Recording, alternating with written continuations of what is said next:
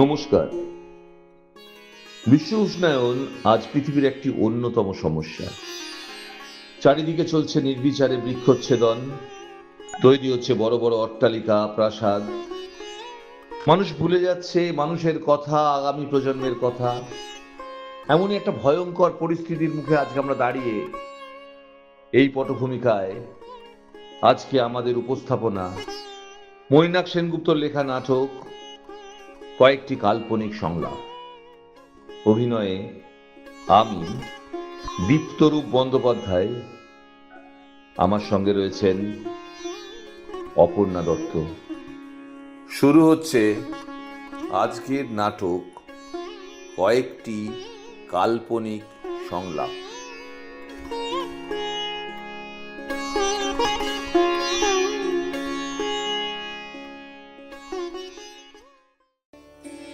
এই যে শুনছো, শুনতে পাচ্ছ? কে? কেউ যেন কথা বলছে মনে হচ্ছে। হ্যাঁ গো, আমি আমি ডাকছি তোমায়।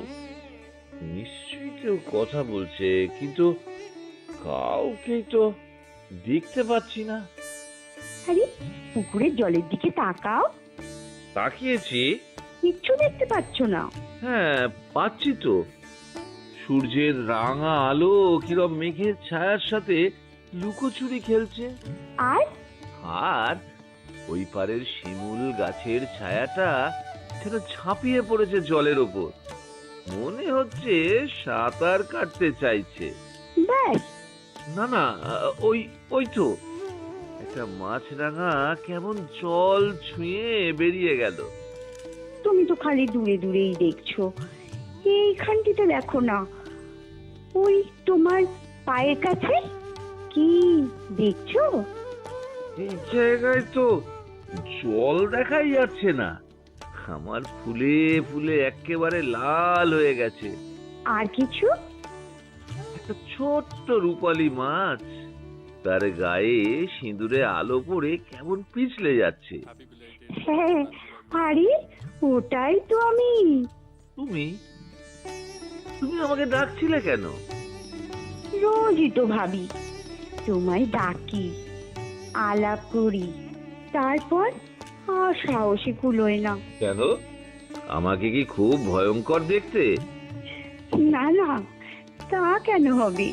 তবে তুমি কত বড় একটা কৃষ্ণচূড়া গাছ, এক মাথা ঝাঁকড়া চুল নিয়ে দুটো হাত ছড়িয়ে তুমি অর্ধেকটা আকাশ থেকে দাঁড়িয়ে থাকো। ঝড় বৃষ্টিকে একটুও ভয় পাও না। তুমি কত বিশাল আর কি গম্ভীর, তোমাকে ভয় পাবো না? তাহলে আজ যে বড় সাহস করে আমায় ডাকলে? কে জানে, আজ বিকেলের মিষ্টি নরম আলোয় তোমাকেও ভারী সুন্দর লাগছিল। মনে হলো আজকের দিনে তুমি রাগ করতেই পারো না। হ্যাঁ, তা নয় বুঝলাম, কিন্তু তুমি সুন্দরী, তরুণী, আমার মতো একটা মাঝ বয়সীর সঙ্গে আলাপ করে কি করবে? কেন? তোমার কাছে বাইরে পৃথিবীর গল্প শুনবো। আমার কাছে? আজ কত বছর ধরে যে আমি এই এক জায়গায় দাঁড়িয়ে আছি তার কোনো ইয়ত্তা নেই। আমার পৃথিবী তো এইটুকুই। তাও তো, আমার পৃথিবীর চেয়ে তোমার পৃথিবী অনেক বড়। তুমি সারাদিন ধরে আকাশে রং পাল্টানো দেখছো, দেখছো মেঘেদের ভেসে যাওয়া। পূর্ণিমা রাতে জ্যোৎস্না, রামধনু সাতটা রং তোমার আকাশকে রঙিন করে দিচ্ছে। প্রজাপতি ভ্রমররা বসছে তোমার ফুলে পাতায়। তোমার ডালে দোল খেতে খেতে পাখিরা তোমায় গান শোনাচ্ছে। এই শোনো না, তুমি আমার বন্ধু হবে? তুমি জলের রাজ্যের ছটপটে যুবতী, তোমার চারপাশ ঘিরে কত ধরনের মাছ, কত রকমের প্রাণী। এই সব ছেড়ে তোমার এই আমার মতো একটা আধ বুড়ো চলশক্তিহীন গাছের সঙ্গে বন্ধুত্ব করতে ভালো লাগবে? ছাড়ো তো ওদের কথা, ওরা ভাবতেই পারে না এই পুকুরটার বাইরেও একটা মস্ত পৃথিবী আছে। ওদের সঙ্গে বেশিক্ষণ কথা বললে আমি কেমন হাঁপিয়ে উঠি। আমার খুব ইচ্ছে করে আমি পাখির মতন দুডানায় ভর দিয়ে আকাশের বুকে শরীরটাকে ভাসিয়ে দিই, দু চোখ দিয়ে চেটেপুটে নিই সমস্ত পৃথিবীটাকে। এই শোনো না, তুমি না আমাকে এই জমির ওপরের দুনিয়ার গল্প শোনাবে, আর আমি তোমাকে বলবো গভীর জলের কথা। হাওয়া যখন তোমার পাতায় বিলি কেটে ঝিরঝিরিয়ে গান গাইবে, আমি সেই ছন্দে ছন্দে তোমার নাচ দেখাবো। তাহলে আজ থেকে আমরা বন্ধু, কেমন? রাজি তো? তোমার মতো একটা মিষ্টি মেয়ের মুখের ওপর আমি না বলবো? আমি বুড়ো হতে পারি, বেরো শিখ নই। বেশ, তবে তোমার সব থেকে উঁচু ডালের ওই ফুলের গোছাটা আমায় দাও।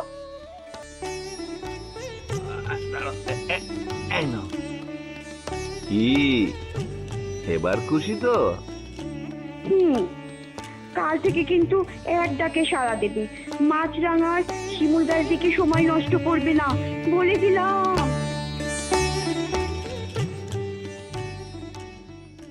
এই যে শুনছো, আমি এসে গেছি।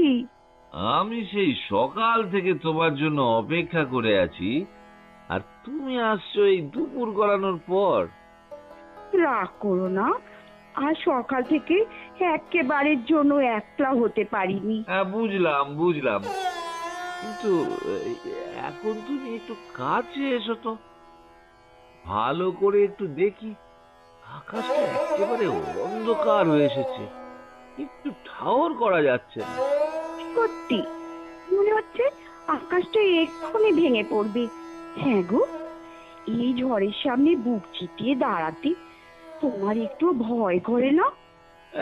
একটু আধটু গা ছমছম করে বই কি, আবার কালবৈশাখী এলে আমি ভারী মজাও পাই জানো। ওই বাতাসের শো শো শব্দ আমার কানে না গানের মতো লাগে।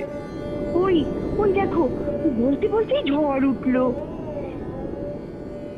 এক্ষুনি দমকা হওয়ায় তোমার ফুলগুলো সব ঝরে পড়বে। তোমার মন খারাপ করবে না?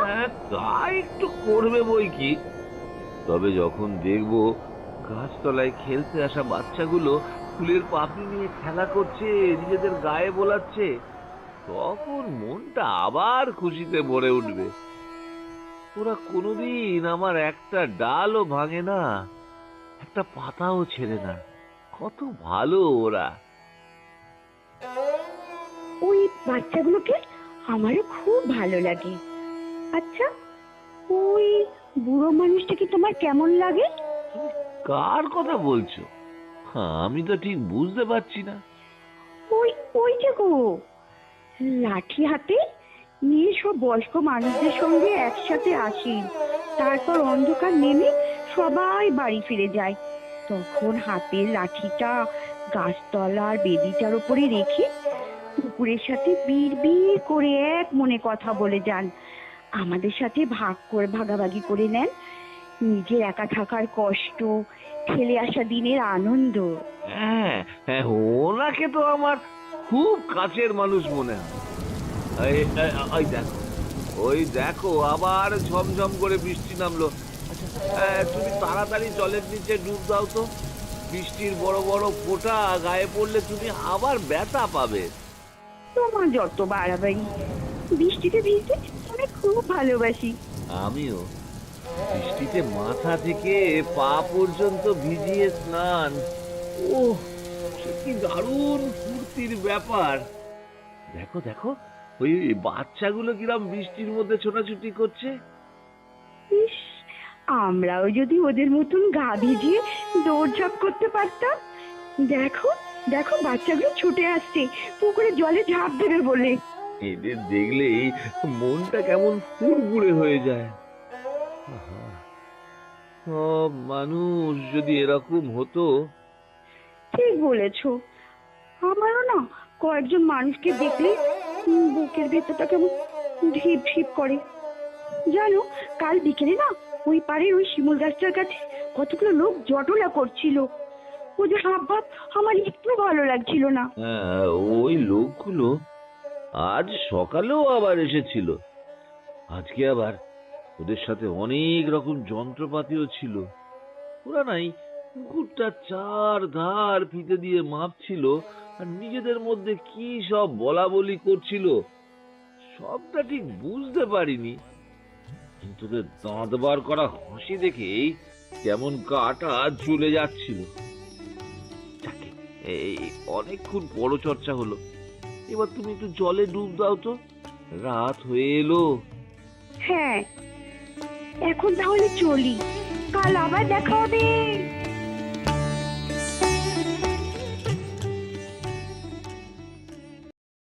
এ কি, তুমি এমন ভাবে দাঁড়িয়ে আছো কেন? মুখটা কেমন ফ্যাকাশে হয়ে গেছে। কোনো কারণে ঘাবড়ে গেছো মনে হচ্ছে। চারিদিক তাকিয়ে দেখো, তাহলেই সব বুঝতে পারবে। এ তো সেই আগের দিনের লোকগুলোই, সঙ্গে আরো কত লোকজন, যন্ত্রপাতি। দেখো দেখো, ওদের চোখ মুখ কেমন যেন লোভে চকচক করছে। কি তাই ওরা কি করতে এসেছে এখানে? এই গাছগুলোকে কেটে পুকুরে মাটি ফেলে ওরা নাকি এখানে একটা আকাশ ছোঁয়া বাড়ি বানাবে। তাহলে আমাদের কি হবে? তোমার, আমার, পুকুরের অন্য মাছদের, তোমার ডালে পাখিদের। আমাদের কথা ভাবতে ওদের বয়েই গেছে। ওরা নিজেদের ভাইয়ের কথাই ভাবে না। আজ সকালেই তো ওই পাশের 4-5টা কুঁড়ে ঘর ভেঙে সেখানকার মানুষদের তাড়িয়ে দিল। ওই জমিটাও নাকি ওদের লাগবে। ওরা এরকম স্বার্থপর কেন? আমরা তো কখনো ওদের ক্ষতি করার কথা ভাবি না, বরঞ্চ আমরা চাই ওদের উন্নতি হোক। না না, শুধু স্বার্থপর নয়, মানুষ, বড় ছেলে মানুষও। ওরা কেবল আজকের কথাই ভাবে। তাহলে এখন উপায়? কোনো উপায় নেই। আমার তো হাত পা বাঁধা, আর জলের বাইরে বেরোনোর কোনো ক্ষমতা তোমার নেই। তাই এইখানে দাঁড়িয়ে মৃত্যুর জন্য অপেক্ষা করা ছাড়া আর কোনো রাস্তা নেই। কিসের একটা আওয়াজ, কেউ যেন ফুপিয়ে ফুপিয়ে কাঁদছে, যন্ত্রণায় গোঙাচ্ছে। এই, তুমি পাচ্ছ না আওয়াজটা?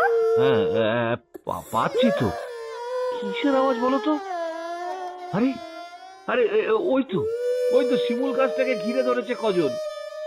দুজন কুড়ুল দিয়ে আঘাত করছে। ওর ডালের পাখিগুলো আর্তনাদ করতে করতে উড়ে গেল।